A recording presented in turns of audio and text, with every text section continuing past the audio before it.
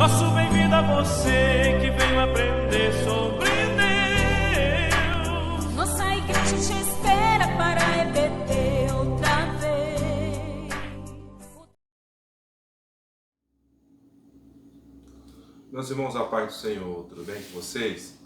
Meus irmãos, nós estamos hoje com a responsabilidade de pensar um pouco sobre um assunto da escola bíblica. Irmão Cleilson, irmão João Dias me passaram essa responsabilidade, juntamente com o nosso pastor. E nós vamos discorrer na lição de número 11 da classe dos adultos. Os irmãos já sabem que o assunto da revista desse trimestre diz o verdadeiro pentecostalismo, a atualidade da doutrina bíblica sobre a atuação do Espírito Santo. E a lição que nos foi proposta a pensar um pouco foi a lição de número 11, que tem por título Compromissados com a evangelização, tá certo? Eu queria só um pouquinho da sua atenção, eu sei que é um pouco difícil esse tempo, a gente está fazendo muitas coisas dentro de casa, e dentro de casa a gente perde a atenção muito rápido, mas eu prometo ser bem objetivo e sucinto, para que a gente possa pensar um pouco sobre essa lição e crescer um pouco mais no conhecimento da palavra do Senhor, amém? Bom, a lição de número 11 tem por texto áureo o texto que está em Romanos, capítulo 1, o versículo 16, que diz assim: porque não me envergonho do evangelho de Cristo, pois é o poder de Deus para a salvação de todo aquele que crê, primeiro do judeu e também do grego. Os irmãos podem acompanhar aqui atrás também, bem como a verdade prática, que diz respeito à responsabilidade da igreja. A nossa responsabilidade para a salvação de todos os seres humanos, mediante o evangelho de nosso Senhor Jesus Cristo, nos torna servos de todos. Por termos essa responsabilidade única e exclusiva da igreja de transmitir o evangelho do Senhor Jesus, nos torna servo de todos, para que nós possamos servir a palavra, ministrar a palavra, ou como eu ouvi um pastor amigo nesses dias usar um termo de socializar a palavra, o evangelho do nosso Senhor e Salvador Jesus Cristo, amém? Vamos já de imediato para a introdução, ou melhor, o ponto central diz: a evangelização é um compromisso da igreja com Deus. Deus instituiu este compromisso da igreja ter a responsabilidade de ser a agência evangelizadora aqui na terra. Então é um compromisso nosso. O evangelista vai falar que os anjos quiseram ter essa responsabilidade, mas Deus otorgou à igreja, essa responsabilidade de levar o evangelho do Senhor Jesus Cristo, ok? Vamos lá para a introdução, e diz assim: o reino de Deus cresce à medida que os pecadores vão se convertendo ao Senhor Jesus. A igreja é a única agência do reino de Deus escolhida pelo Senhor Jesus para levar as mensagens do evangelho ao mundo que perece por causa do pecado. Meu irmão, não se engane, o evangelho é a esperança para essa geração. O evangelho é a única esperança para essa geração. O mundo está perecendo e todos nós sabemos que tudo o que acontece hoje neste plano terrestre é em decorrência à desobediência humana, ao pecado humano, às pestes, às catástrofes naturais, as guerras, os rumores de guerra, tudo isso foi um prenúncio que Jesus Cristo nos alertou que iria acontecer antes que ele viesse, tá bom? Mas nós temos uma poderosa ferramenta, que é a ferramenta da evangelização, para levar o precioso evangelho do Senhor Jesus Cristo aos perdidos. Com isso, nós estamos dando continuidade ao trabalho que Jesus começou. Isso aponta para a importância da evangelização e da obra missionária. Meus irmãos, a obra missionária e a evangelização são uma incumbência única e exclusiva da igreja, tá certo? Então que nós possamos pensar um pouco sobre isso também, tá bom? Então um slide aqui atrás que vai dar um pouco de uma interação melhor a respeito da nossa introdução. A igreja é a única agência do reino de Deus escolhida pelo Senhor Jesus para levar a mensagem do evangelho ao mundo que perece por causa do pecado, tá certo? Estamos dando continuidade ao trabalho que Jesus começou. Isso aponta para a importância da evangelização e da obra missionária. Quem começou essa evangelização foi o próprio Senhor.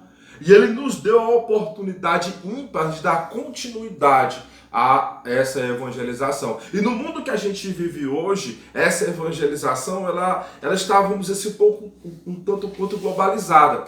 É óbvio que a evangelização, com o fato de transmitir a palavra do Senhor, ela é preciosa, ela é única. Mas também a gente podemos utilizar de outras ferramentas para fazê-la. Nesse contexto pandêmico que a gente vive hoje, nós podemos usar as nossas redes sociais, podemos usar os meios virtuais para transmitir o Evangelho do Senhor. Tá bom? O ponto 1 diz assim: a evangelização como prioridade. O Evangelho não é uma mensagem alternativa. Trata-se de uma questão de vida ou morte. Vida para os que recebem a Jesus como seu Salvador e morte para os que rejeitam. A divulgação das boas novas de Cristo é tarefa de todos nós. Ora, não é uma tarefa exclusiva para a liderança da igreja. Não é uma tarefa exclusiva para os obreiros, o pastor da igreja. É uma tarefa dada à igreja como um todo.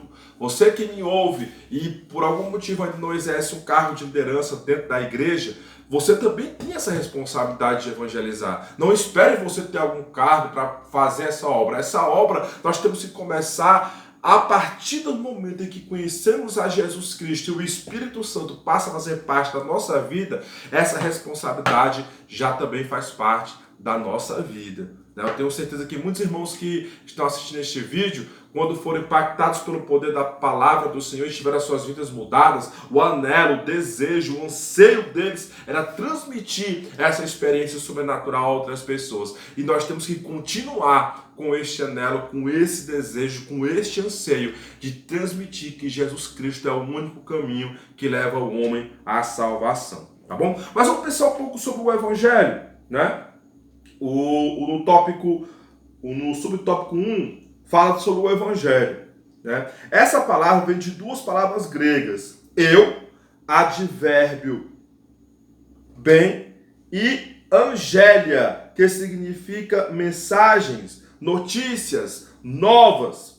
Assim, a palavra evangelion quer dizer boas novas, boas notícias, notícias alvissareiras, ou seja, notícias aprazíveis, né, que são de prazer. Aqui você pode acompanhar um pouco sobre isso, né? É a mensagem de Cristo que salva o pecador. João 3,16. Não tem outra ferramenta dentro de toda a parte literária e litúrgica da igreja que fale da salvação como o próprio Evangelho. O Evangelho, ele atesta, ele nos certifica que Jesus Cristo é a sua mensagem central e que só através de Jesus Cristo o homem pode encontrar a sua salvação. É o meio que Deus usa para a salvação de todo aquele que crê. Só por meio do Evangelho é que o ser humano conhece a salvação na pessoa de Jesus Cristo. Não existe outra obra literária em toda a história da humanidade que possa retratar com riqueza de detalhe a pessoa bendita de Jesus, se não for o Evangelho do próprio Jesus. Tá bom? Glória a Deus. Vamos aqui para o tópico 2. O único Salvador do mundo. O Evangelho são as boas novas que falam do reino de Deus, a salvação e do perdão dos pecados das pessoas de nosso Senhor Jesus Cristo. É o Evangelho da graça de Deus. As Escrituras nos ensinam que todos os seres humanos são pecadores e precisam se reconciliar com Deus. Não existe um meio de salvação sem Jesus. Ele mesmo disse: ninguém vem ao Pai senão por mim. E também afirmou: o campo é o mundo. A pregação do Evangelho é uma necessidade imperiosa, porque não existe salvação sem Jesus e o campo é o mundo, e isso nos mostra a grande responsabilidade da evangelização local e também mundial, tá bom? É uma responsabilidade nossa.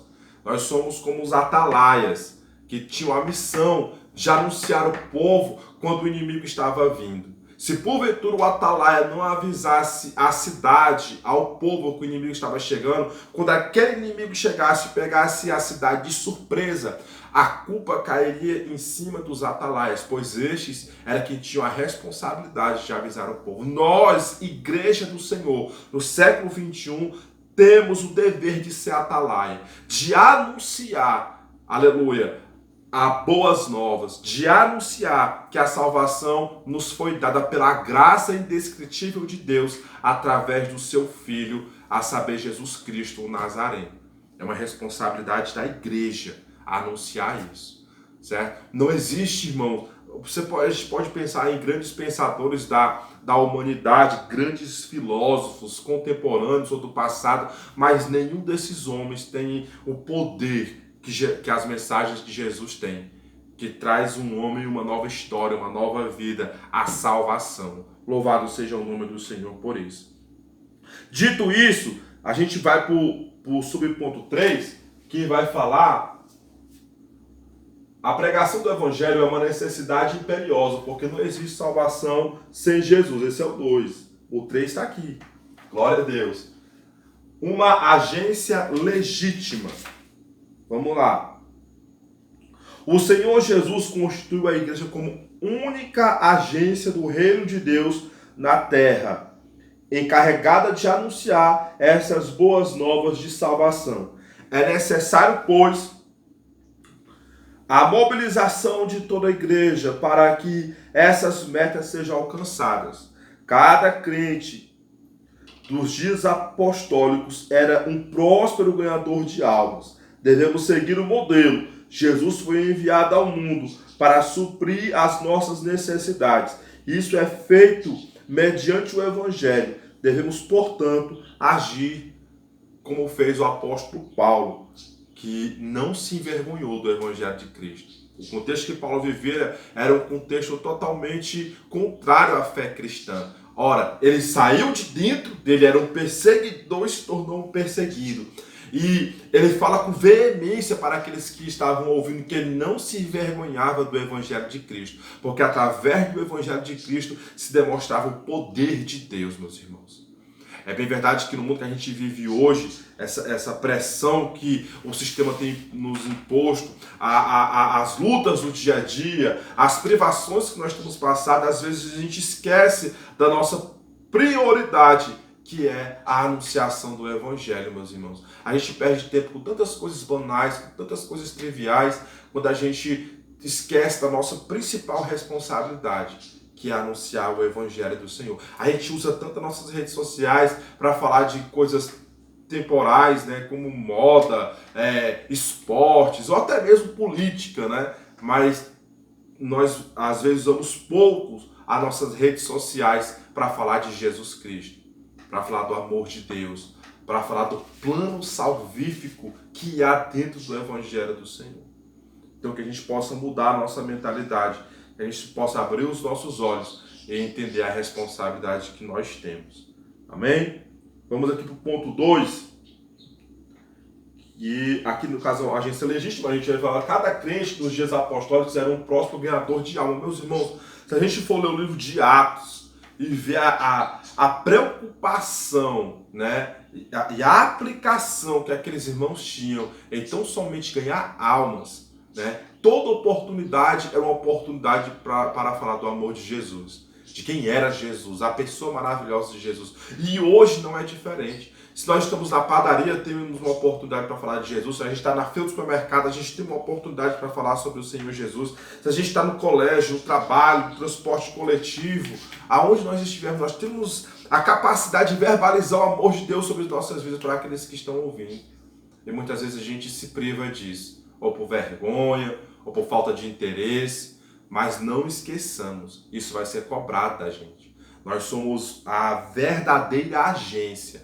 Nós somos os embaixadores de Cristo aqui na terra. O embaixador é aquele que representa os interesses da sua pátria, os interesses da sua nação. E assim somos nós. Nós somos embaixadores de Cristo aqui na terra e nós somos, sim, aqueles que buscam os interesses do reino dos céus, os interesses do nosso Senhor. E qual é o maior interesse do Senhor Jesus quando morreu na cruz do Calvário? Foi para salvar o perdido. Foi para buscar o pecador e dar-lhe uma nova história e uma nova vida, meus irmãos.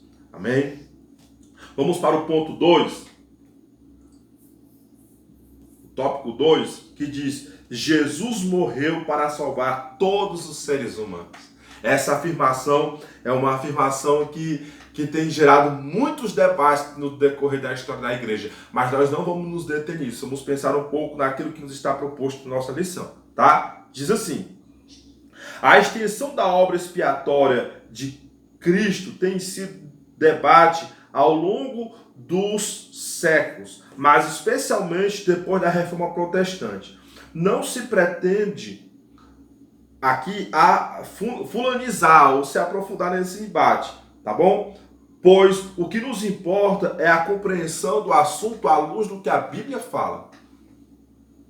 Vamos lá, vamos pensar um pouco sobre a nossa teologia, a teologia pentecostal, a teologia da igreja que você congrega, a saber, a Assembleia de Deus, tá? Antes, convém ressaltar que a nossa teologia pentecostal é pentecostal e vem diretamente das Escrituras Sagradas, sem intermediação dos teólogos da Reforma Protestante. A teologia pentecostal que nossos pais nos legaram não teve nenhum teólogo ou reformador como intermediário. A CPAD vem publicando em vários volumes a coleção de todas as revistas da Escola Bíblica Dominical publicadas desde 1930. Em nenhuma delas a citação de teólogos ou reformadores para ensinar, esclarecer, ilustrar, embasar uma interpretação bíblica. A nossa teologia é original, estritamente bíblica. É um dos legados deixados por nossos pioneiros. Meus irmãos, tenha uma convicção dentro do seu coração. Você pertence a uma igreja histórica. Nós somos uma igreja para a glória de Deus que tem atravessado um século já de evangelização. Tá? A nossa teologia ela é pautada tão somente no que a Bíblia fala. Você não vai ver um pentecostal que de fato prega a Bíblia relativizar os ensinamentos bíblicos. De maneira nenhuma. Nós temos que olhar para o ensinamento bíblico e saber o que a Bíblia ensina com clareza.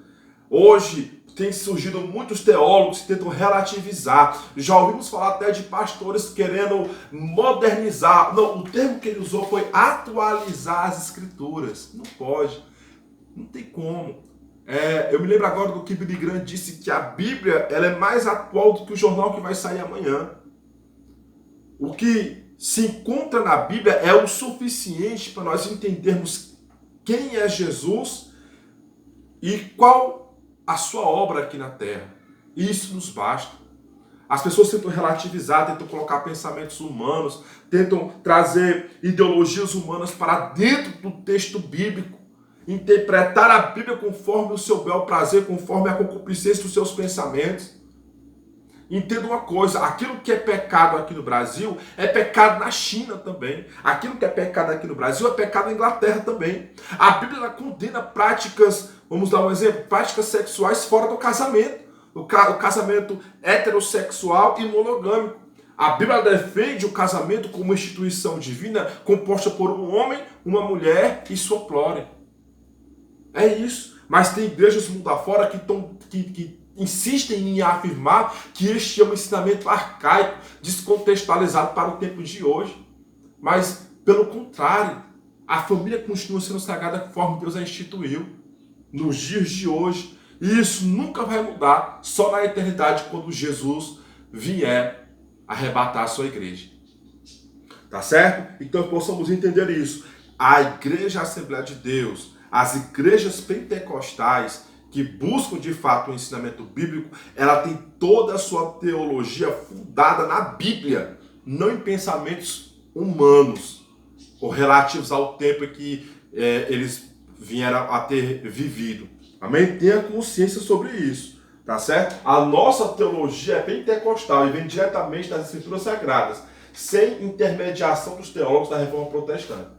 Entenda isso. A Reforma teve sim a sua importância. A Reforma foi de grande relevância para a história da Igreja Evangélica. Mas a teologia pentecostal, ela não se baseia somente em pensamentos dos reformadores, mas principalmente e unicamente nos ensinamentos contidos no livro sagrado, na Bíblia. Ok? Ficamos claros assim? Então a gente pode ir para o tópico 2, que fala: por quem Jesus morreu? Vamos pensar um pouco sobre isso. Essa é uma pergunta interessante. Há muitas discussões teológicas sobre o tema, mas nos últimos tempos os debates se concentram entre duas interpretações das Escrituras: expiação limitada e expiação ilimitada. Vamos pensar um pouco sobre esses dois pensamentos. Primeiro, expiação limitada. Trata-se da ideia de que Jesus morreu apenas por um grupo restrito de pessoas escolhidas desde antes da fundação do mundo.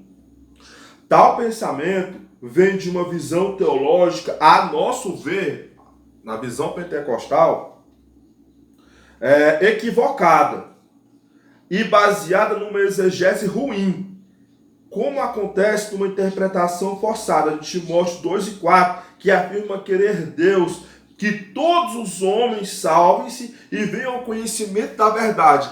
O texto fala isso, que a vontade de Deus é que todos os homens se salvem e venham ao conhecimento da verdade. Porém, os irmãos que pensam diferente, que acham que existe uma expiação limitada, fala que esse texto estava falando para já os homens salvos. E o texto não fala isso. O texto ele é abrangente. Ele fala de todos os homens, de toda a raça humana. Assim é a vontade do Senhor, de acordo com o que Paulo escreveu na primeira carta de Timóteo. Os teólogos defensores dessa teoria então concluem que se trata de todos os homens crentes, mas o texto não fala isso. Rejeitamos essa linha de interpretação. Esse é um dos exemplos, entre outras passagens bíblicas, que eles interpretam de modo a ajustarem a sua teologia. O texto fala uma coisa, o texto é enfático, né? E esses irmãos tentam relativizar de acordo com a teologia em que eles pensam. Não dá para modificar o ensinamento do que a Bíblia fala. A Bíblia fala que a vontade do Senhor é que todos os homens se salvem. A Bíblia fala que Jesus morreu por todos. A Bíblia fala que Jesus veio para salvar o mundo. Não tem como mudar essa verdade, tá certo? E agora a gente vamos aqui para o próximo tópico, né? Ou melhor, para o item B desse tópico aqui ainda, meus irmãos. O irmão Diego está se adaptando aqui ainda. Vamos lá. O item B vai falar da expiação ilimitada. O item A falou da limitada, a gente pensou um pouco sobre ela. Agora vamos falar da expiação ilimitada, que é aquelas que nós cremos, tá? Isso significa que o Senhor Jesus morreu por toda a humanidade. Esse ensino recebemos como fundamento dessa doutrina. Jesus é o Salvador do mundo. João 4, versículo 42. Testificamos que o Pai enviou o seu Filho para a salvação do mundo. E não somente de algumas pessoas. A expiação foi realizada em favor do mundo inteiro. E ele é a propiciação pelos nossos pecados. E não somente pelos nossos, mas também pelos de todo o mundo. Glória a Deus. Foi o que João escreveu. Por isso que Jesus mandou pregar no mundo inteiro a toda criatura. É erro teológico afirmar que a expiação é limitada. Jesus morreu por todos os pecadores. Meus irmãos, Jesus morreu para salvar o mundo. No que diz respeito a esse termo mundo aqui, ele fala para nos salvar desse sistema corrupto, desse sistema político aonde degrada a imagem de Deus, ou tenta degradar a imagem de Deus e a imagem do homem, a sua criação. Ele veio para nos resgatar, para transformar a nossa vida, a vida de todas as pessoas que creem, tá certo? Tenha isso no seu coração. Jesus morreu para salvar todas as pessoas. A salvação de Cristo é suficiente para salvar todas as pessoas, a saber, aqueles que creem, tá? Vamos já para o tópico 3. Vamos já para o tópico 3. Só um minutinho para procurar com o slide. Pronto, nosso tópico 3. Tá? Aqui fala a evangelização local e transcultural. Deixa o irmão Diego achar aqui. Pronto, tá aqui. Ele está se habituando ainda, ele está se adaptando, mas vai dar certo em nome de Jesus, tá bom? Tópico 3 vai falar a evangelização local e transcultural. Tá? O Novo Testamento nos mostra que o evangelismo e missões são tarefas precípuas da igreja. O livro de Atos destaca a obra missionária, registra as missões por todos os ângulos e mostra todas as possíveis atividades de um missionário. Atos ressalta ainda o poder do Espírito Santo, a obra da evangelização e as viagens missionárias do grande missionário e apóstolo Paulo, né? O livro de Atos dos Apóstolos, né? Alguns irmãos defendem que deve chamar Atos do Espírito Santo, porque o Espírito Santo que impulsionara os discípulos, os apóstolos, e por que não falar os missionários, a evangelização, a propagação da palavra do Senhor. Esse livro de Atos ele vai mostrar o começo da evangelização. Ele vai falar principalmente também, vai relatar principalmente os feitos do ministério do apóstolo Paulo. E a gente vai pensar um pouco também sobre isso nessa breve meditação da palavra do Senhor. Bom, evangelização. Vamos lá. Evangelização é o ato de comunicar as boas novas de salvação a todas as pessoas por meio da palavra e ações. É o que Jesus fez e nos mandou que fizéssemos também. Ou seja, a evangelização é o ato de anunciar o evangelho do nosso Senhor Jesus Cristo, né? Isso significa testemunhar com ousadia a ressurreição de Jesus pelo poder do Espírito Santo. Isso aqui é importante.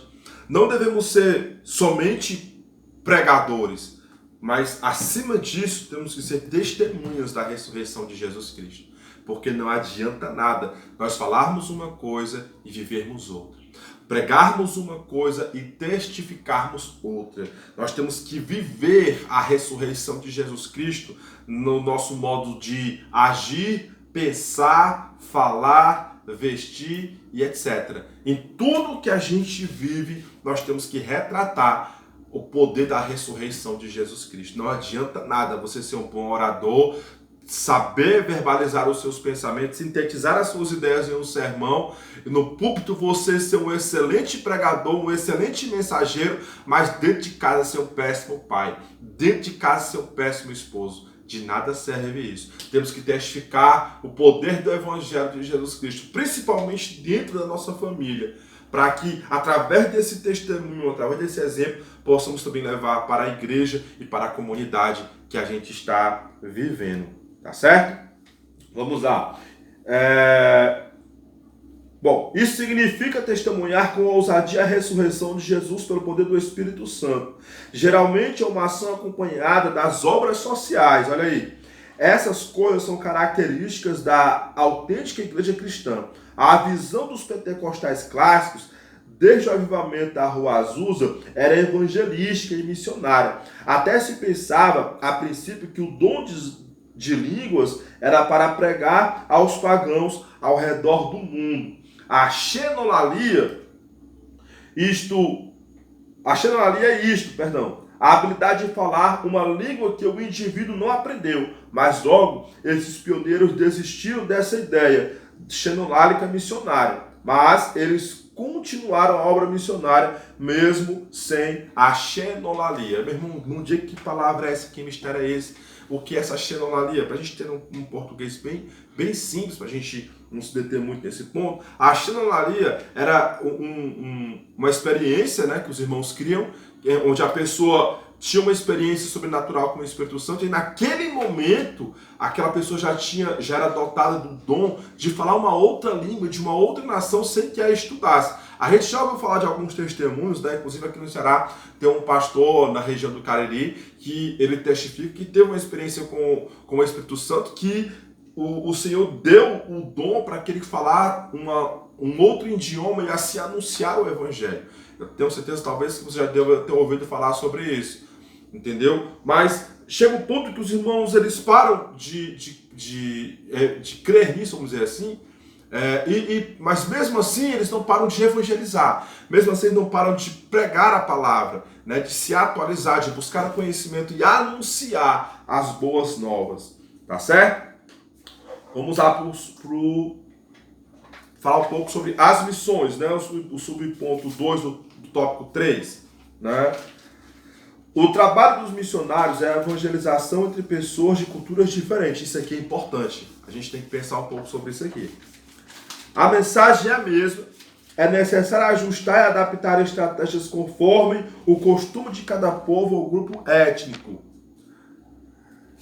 Aqui é importante nós pensarmos um pouco sobre cultura, tá? Ó, irmãos, cultura, dogma, costume, essas três coisas mudam, tá? De um lugar para outro, de um país para outro. Mas o que não muda é a doutrina, tá certo?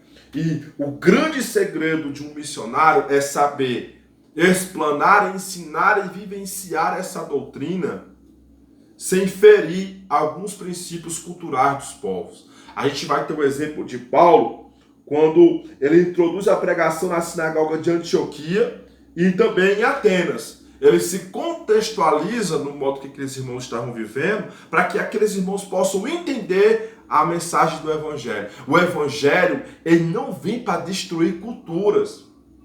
O Evangelho, ele não vem para aniquilar costumes de determinadas nações ou povos. O Evangelho, ele vem para ensinar a doutrina cristã. É óbvio, se há alguma prática dentro dessa cultura ou desse costume que vai de encontro com o ensinamento bíblico, o missionário, através do poder da palavra do Senhor e através da direção do Espírito Santo, ele vai saber como mudar aquilo ali. A responsabilidade, a preocupação principal de um missionário é anunciar o nascimento, a vida, a morte e a ressurreição de Jesus Cristo.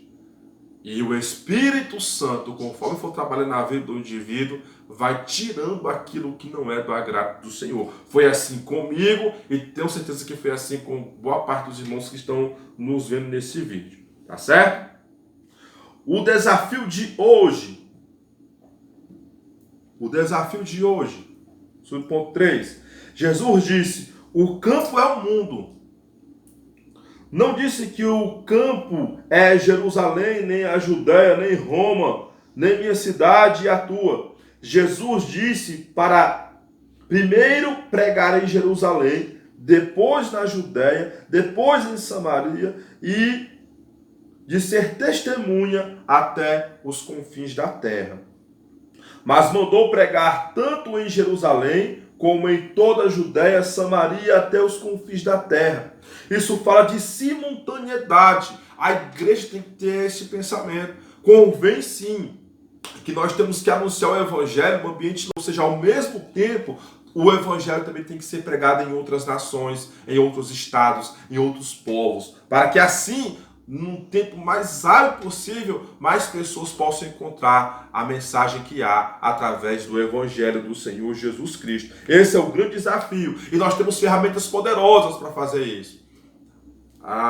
Inevitável não falar dos recursos digitais, especialmente das redes sociais. Use a sua rede social para falar do amor de Jesus. A gente vive um tempo tão atribulado, a gente muitas vezes, eu falo até por mim, às vezes a gente peca e quer transmitir outros assuntos que não sejam somente o assunto referente à palavra do Senhor. Vamos priorizar a anunciação do Evangelho. Sim, você tem que se posicionar nessa sociedade, porque você tem os seus valores, você tem os seus princípios, mas a gente tem que sobrepor a esse desejo de anunciar valores e princípios, a anunciação da palavra do Senhor, que é a base dos nossos valores e dos nossos princípios, tá certo?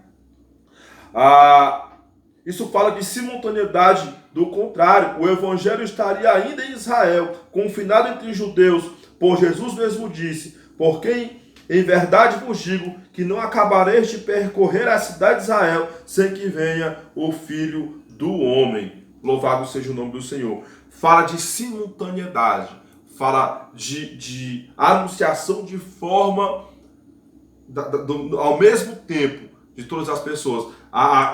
Foi assim que os apóstolos fizeram. Eles não ficaram enclausurados em Jerusalém. Eles tiveram a preocupação de anunciar o evangelho do Senhor a todas as pessoas, quer seja em Jerusalém, quer seja na Judéia, nos confins da terra. A preocupação era anunciar o mais rápido possível que Jesus Cristo tinha nascido, vivido e morrido por nós. Louvado seja o nome do Senhor. E assim nós chegamos à conclusão.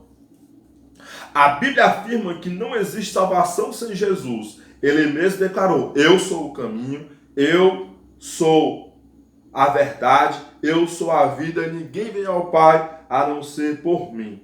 Essas boas novas são o poder de Deus para a salvação e libertação, disponível a todos os povos. Mas há necessidade de alguém para levar a mensagem da vida. Já faz quase 2000 anos que os cristãos empregando esta mensagem, e ela continua sendo cada dia uma mensagem nova. Irmão Diego, que mensagem é essa? A mensagem de Jesus Cristo. A cada manhã ela se renova. Que essa mensagem ela possa se renovar cada vez mais em sua vida, na sua família e no seu ministério. Amém? Assim a gente chega ao fim a esta 11ª aula da Escola Bíblica Dominical. Que Deus possa abençoar a sua vida em nome de Jesus. E não esqueça, você é a principal agência do reino de Deus aqui na terra. Então faça o seu dever, pregue o evangelho de Jesus. Que Deus em Cristo te abençoe em nome do Senhor.